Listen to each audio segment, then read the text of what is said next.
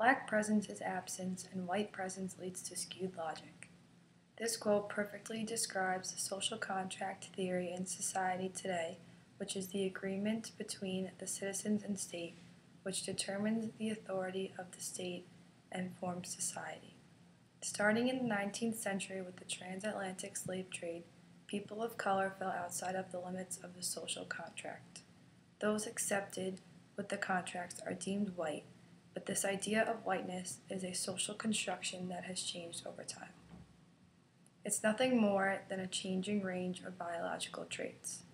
People such as the Irish and Jews were not always seen as white, but were deemed white when it became socially acceptable for them to join the whiteness and hold the power of the white supremacy. It's an effort to weed out the pollution of blackness from the purity of whiteness. Those who are dark are unable to define themselves. The black body lives in an anti-black world as a form of absence of human presence. Society's color distortion transforms all brown to black and sees black before an African American or African Caribbean. Wherever he goes, the Negro remains a Negro.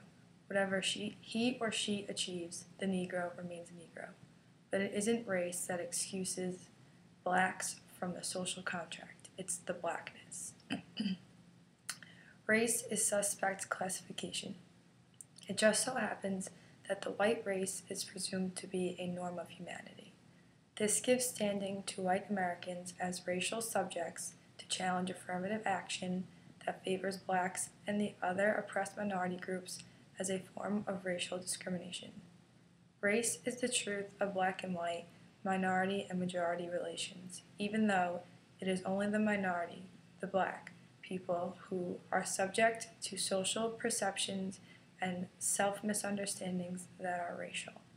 The white race will continue to remain a privileged status as long as this ongoing social contract theory continues in social, judicial, and all aspects of American society.